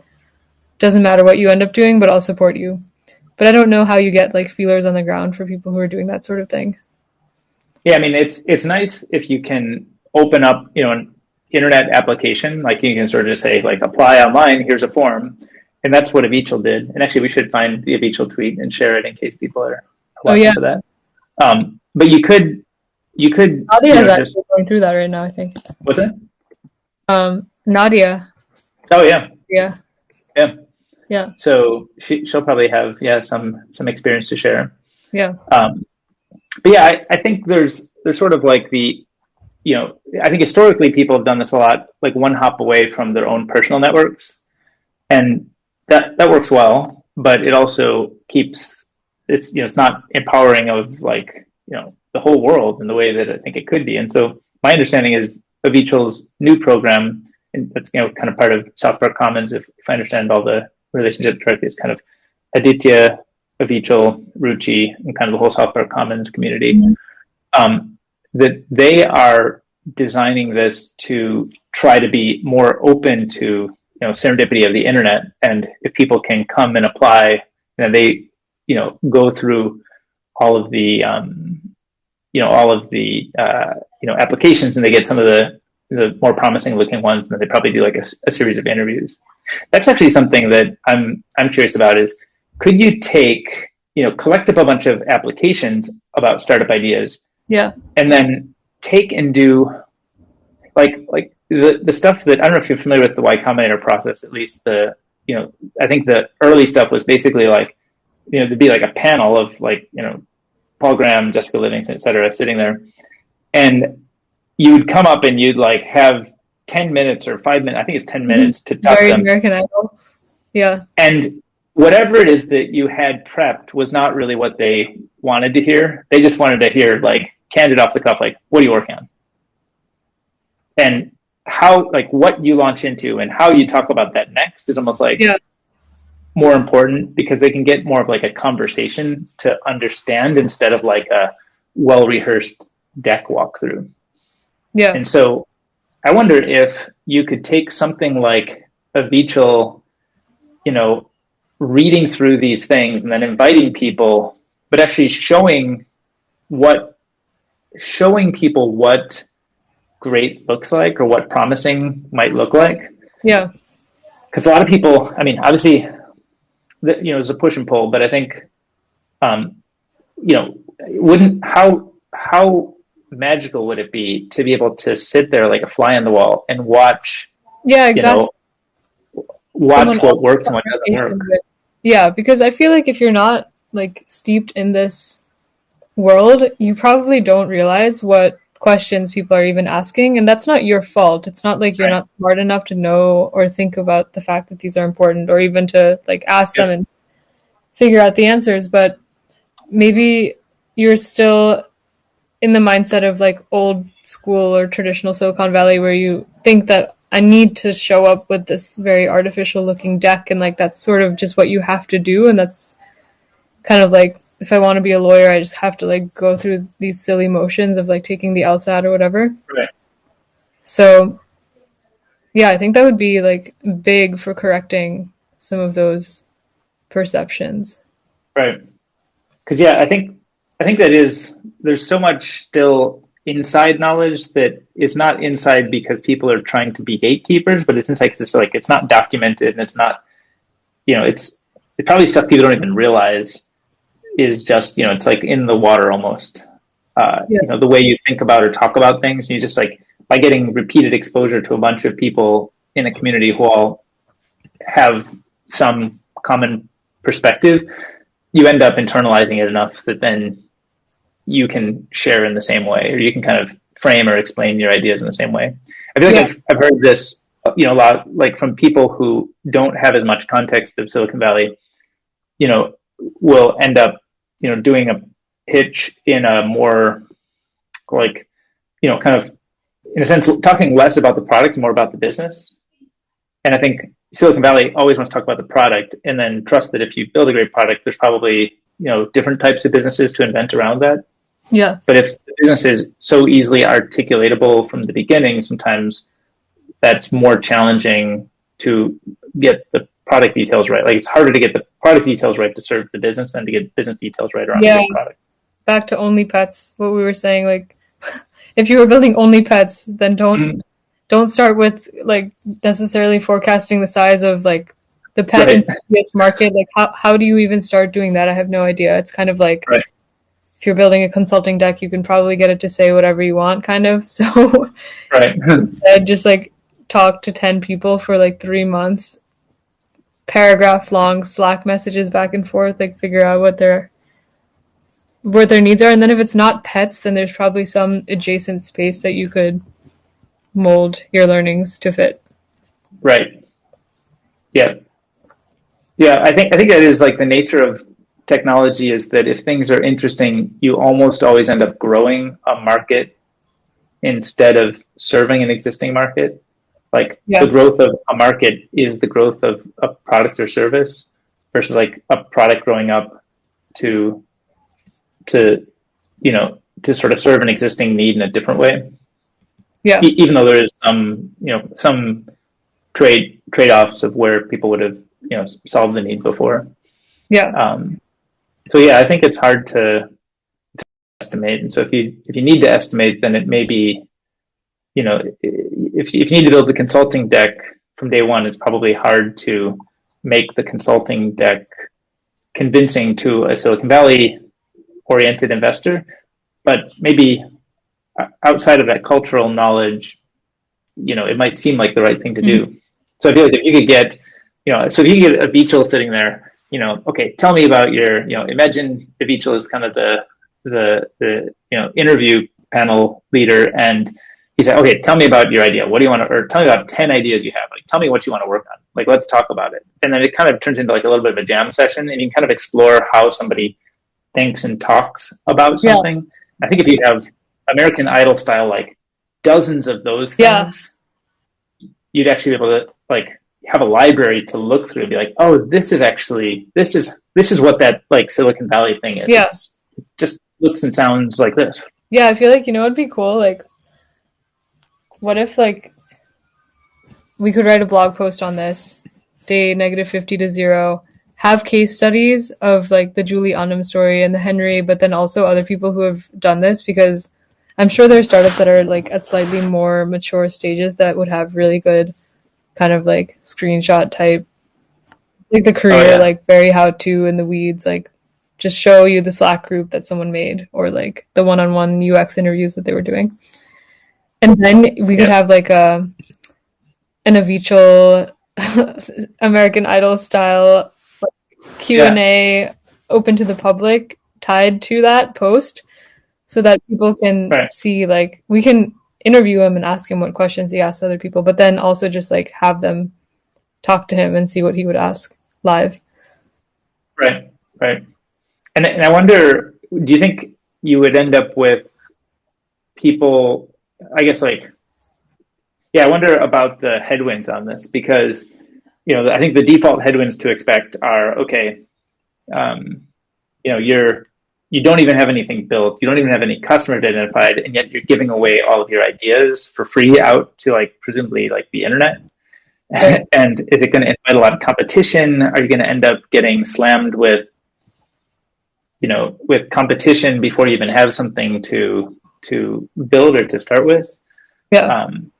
So I think that's a perceived headwind, but I actually believe that it may be misguided, because imagine that you've got this platform to talk about a new idea, and you discuss and pitch, and maybe through community refine that idea, and then also through community you end up almost like marketing. If you're building a new SaaS tool, you end up having your first 10 customers show up because they were watching. Well, Lenny talked about this. Do you remember when you came up in Lenny's session? I was actually just making a highlight of this to share out at some point whenever it seemed relevant, but he was talking about how I think the creator of Shopify originally was building a snowboarding business because he was just really into that, and then there was something about that process of maybe like using Ruby on Rails or something. He got into that kind of developer community and then ended up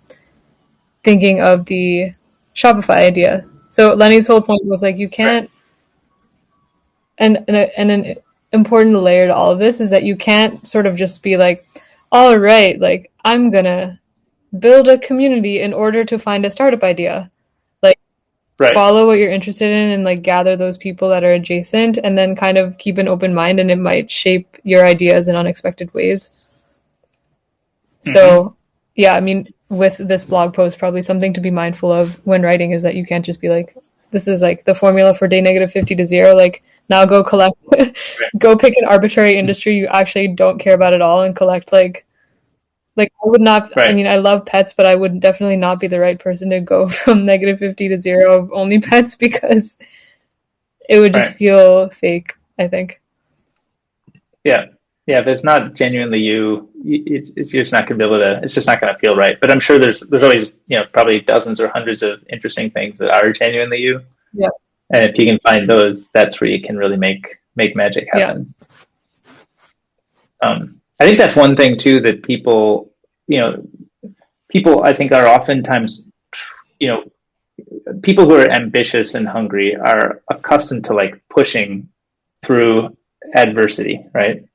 Like, getting accomplishment despite how challenging it may be. And while that's generally like, a good trait to be able to bring to the world to create things, it also has like this, it's also like the silent killer for figuring out what the world wants, because it's so much pushing and it's in a sense not enough listening. It actually struck me a lot when I just like listening to you talk about things. I think that's one thing that I've learned a lot, that there is this, like, it is important to be dogged and sort of like push through some things, obviously, if you're building a startup or building anything, but just the focus on like really keenly observing for when does it feel easy and like when does it feel natural. And even if that's like one tiny data point somewhere, like with the Zoom town halls we were hosting, I feel like before, if I was looking at something like that, I wouldn't have enough confidence to take that as like a real signal to chase deeper on, because it's like, oh, well, I haven't, what we were saying before, like I haven't done a market survey on people's interest in hearing from authors in participatory formats, or it just like almost feels like it needs to be more formal for your views to be legit, instead of like, wow, that was really exciting, there could be something there, and let's figure out what that might be.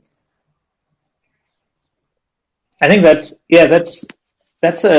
I mean, I feel like I rediscover that idea, every day. Yeah. I wish I could have gone back and told myself that 20 years ago. I probably wouldn't have been able to listen. But even today, I'm looking at something and I'm doing it. I'm like, oh, this is so painful. This is such a grind. Why can't it just be easy and fun? And then I realized, wait a minute, I'm doing it wrong. I'm trying too hard. What I mean by that is I'm pushing in a way that's not organic. Yeah.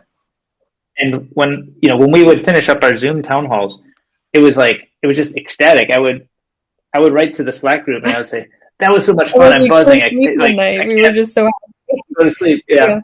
It was actually the same exact experience I had. Like I could not sleep after hosting the Curious Conversations event. Same thing. It's just like there's energy there. And, I don't know exactly what it is, but it's there. And, there's like a human emotion that I think we dismiss and say, oh, well, that was me having fun. So that was great. I should do that from time to time. But what I really should do is when I'm getting down to work, I should work really hard on this hard thing. Yeah. And there's a lot of things that are hard. Like, I don't love, what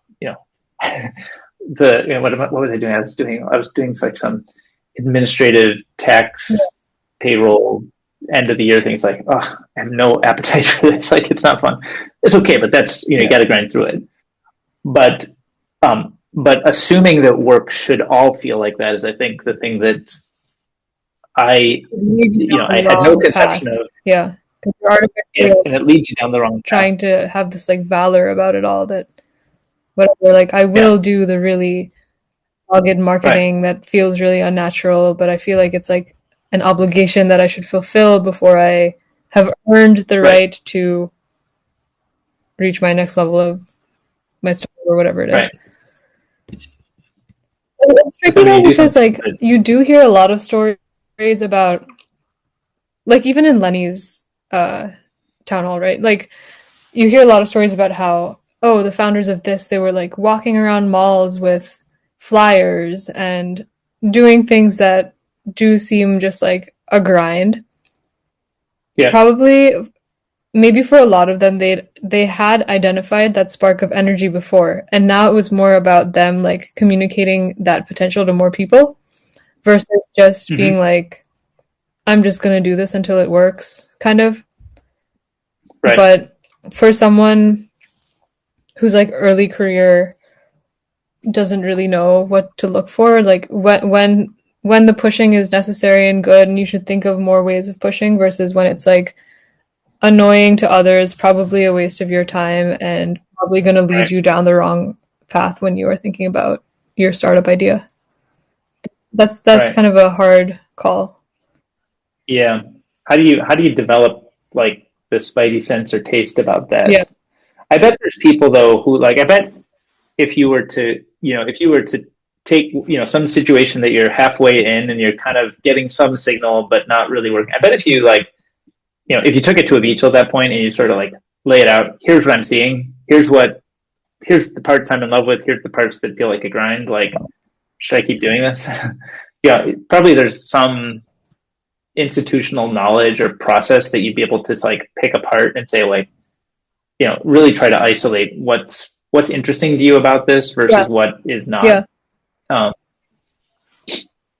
I think it's more likely, I mean, I don't know, I'm real time kind of going to articulate this, but I think it's more likely that people would, get overly committed to an idea despite not having signal and feeling like because of startup grind narrative that they should keep pushing versus like, more dramatic reinvention. Yeah. That I think can often be those people who do get overly committed to an idea while not having signal. Like, do you think there are commonalities in terms of like why did they get overly committed to that in the first place? Is it that they think that a lot of people are buzzing about like enterprise software, so they feel like it's just like the right moment for that, even though they don't necessarily really either care or, I don't know. It's not like they've done deep investigation into the space, but it's kind of like taking a top-down approach, and that's what leads you to something that you stick to despite not necessarily maybe like that being the right call. Because I feel like this probably happens with people who never reach something like the YCs or even raise a seed or anything, but it's probably still a problem with people who do get past an initial rung or something, and that's almost more interesting to me because it's like, how did they even get past that first barrier where you're like, is this worth my time or not? And then like, what is happening to make them push when they shouldn't be pushing? Yeah, I think that it's fascinating. I think, I mean, there's certainly lots of, for every person out there, there's a different answer probably, but there's probably some commonalities. I think one thing is, you take some situation where somebody's like, okay, I have an idea or I want to come up with an idea. I want to figure out what I want to work on. So sort of try to generate ideas or talk to people to help you generate ideas and like ultimately accomplish something. And most people, like most investor types at that point, if you sort of, know how to talk about your idea in a credible way, it's like relatively easy for a low stakes, small thing to kind of get started in some form, whether that's a VTRL or Y Combinator or, the traditional C ecosystem. And then at that point, I think there's a lot of great people out there who will help in different ways. But at that point, people are not going to be like, pushing you to solve your problems. They're like, great, I trust you. I trust you will do your best to make this happen. It's more like, great, we see a smart person who seems to really care about this, and it's not like an unreasonable space. So like, sure, go for it. Yeah. But it's not necessarily like a very positive. It's more like the lack of any red flags than like really a sign that there's something to chase. Right. So then, I think that's generally like healthy because it gives the world more space to like explore and figure out if there is something there. But I think the kind of negative piece comes next, which is people say like, well, I told all these fancy people that I was going to do thing X, and I committed to it with my time, and I told them I was all in. And yeah, I got some signal that maybe it's not quite right. And you feel like you're going back on something or like failing in some way. Yeah, no, it's like, well, they believed in me, so like maybe they believed in the idea more than me, and I should just keep pursuing the idea until it worked. Yeah. And so I think oftentimes, trying to make that decision is hard because the person making the decision feels more that maybe an investor was committed because of the idea versus just saying, look, it's early, it's risky, we're gonna work really hard and try our best, but like we don't know if there's something there. And I think that difference is not, it's hard to internalize that, I think. Yeah. That it's really, attempted a creative process that can fail. Yeah. So I think if people internalize that, I think they would have an easier time saying, like, we ran this creative process down this path, and we don't have signal there, but there might be other paths to explore.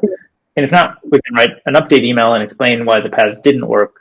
But like, as long as you're, I think as long as what's the worst that's going to happen? I feel like the investors aren't going to be upset because if they really thought that you were a smart person, like they're happy that they know you and you're on their radar. And even if you join another startup or you end up doing something completely different, like every VC knows that most of their companies aren't going to work out. So it's not like they're going to hate you for being one of those companies. It's like they've expanded their network intentionally with you in it for a reason. And go do other stuff, it's still going to be kind of a benefit to them. Almost more so than if you take the hard-headed approach, which will probably also lead to your company failing. Like even if your company fails in the end, in other ways, it takes longer. Yeah, that's true. So I think it does. There's like a little bit of like let's say a psychology trap that I think if everybody just said, admit what we're doing here, we're trying to build the future. The future's very hard. It's wrought with lots of failure. Despite that, we're going to go after it. Sometimes we're going to be successful and it's going to, happen on a massive scale. But as long as the people that you're in business with are, well-intentioned, have high integrity, are hardworking, that's kind of like what you want to select for. And you don't really, hopefully they're starting in an interesting market. It's something that could be big, but you don't want to feel that it's too much of a commitment about a market because I think people, may take negative signal and kind of go back on it or not go back, not admit the negative signal fast enough. Yeah, there's a lot there. And I really think that this is not kind of in the popular imagination when people think about, and for the people for whom you like most want it to be in their popular imagination, like the founders who are more underrepresented and would help VCs discover like new markets and everything. Like they're the very people who are sitting there thinking that like, oh God, like I have to make this deck that sounds really artificial in order for anyone to take me seriously. And then once they have taken me seriously, there are all these kind of like overhead obligations I have. And right. Yeah. It's almost like if people could be more clear, like if like the seed ecosystem were more clear. I think it's actually one of the great things that Paul Graham did for Y Combinator was he created an environment that would select for high integrity, ambitious people, but would not. It would like explicitly communicate that it's fine to try really, really far flung things, and that's okay. And I think it's like enough air cover that let people really try these dreams, and like some of them turned out to be fantastically successful, and then most of them didn't. And I think there's not really as much outside of, I think YC, I'd say, had that very strongly many years ago. I don't know if it has quite that ethos today. I think what Avichal does definitely has that ethos. This new program, but I think the broader seed ecosystem, doesn't have that as a public narrative. And I think it's mostly just like not clear exactly which parts of it are, which parts are okay to share with which people, I guess. So not to say that it couldn't be improved, because I think you don't want to. What do you mean about like which parts to share? Do you mean like changing the PR of the seed ecosystem in general? There are some drawbacks too, or? I mean, just thinking out loud while we're talking, but I think the thing that Paul Graham did, which was in large part helped enable more experimentation, is that he kind of said, like, we're going to do really low stakes experimentation, and we're going to try what you might consider really far flung types of experimentation. And we'll see. And if it doesn't work, no harm, no foul. Just give back the money, shut down the startup, etc. I think that's like it's almost like a very like an almost academic. It's like doing academic research. If you don't ever, you just can't publish. That's okay. And I think the seed ecosystem, you want to find people who are committed and ambitious and pushing and willing to walk through walls. And so you don't want to create a narrative that says like, try stuff out, and if you get bored or don't like it or it doesn't work, just give back the money. Nobody wants to say that, right? Yeah. Because the narrative is like gridded out. You're creating something new. It's going to be hard. And I mean, creating something new is hard. Definitely easy. It takes tremendous amount of commitment, over many years often to figure out exactly what that should look like. Yeah. And so I think people are hesitant to create the low stakes environment that Y Combinator created. It was more like a flexible piece. I think it's like the message you want should not be construed as like, oh, try stuff out, and like if it doesn't work out, it's fine, and like this is very light, and we just have a lot of money, so take some of it, whatever. I think it's more like your process should be really intense. Like you should be really thinking about what questions should I be asking every single day, and like who should I be asking for more information that'll help me make decisions on like these things that I've identified as important, and like the seeking and the questioning and the iterating and decision making, that is what needs to be like super top tier. And then the ideas can be variable, like maybe you have 3 bad ideas and a good one or whatever, but like how do you even get to the good idea? And if you just happen to start with a good idea, how are you vetting that, improving that? Like maybe that should be more of the message. It's more about your behavioral psychology and decision making and like mode of questioning and critical thinking. Right. That should I think that's right. It needs to have an intensity about it, but I also worry that I think we shut out some people who are highly creative, but the risk is so tremendous that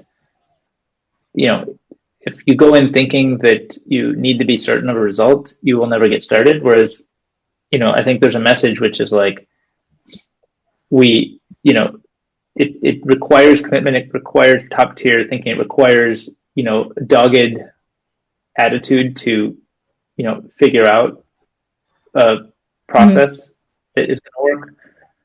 So it's not to lighten that. I think it is. It's like, I think these things don't happen through, they rarely happen through just like these accidental situations. I don't want to say never, but it's more often like a dogged approach.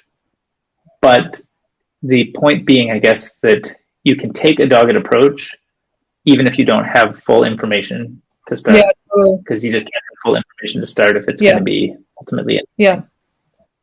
And how to communicate that dichotomy, I think we don't have like good language, or there's not strong brands around that dichotomy, at least today. I don't know. Yeah.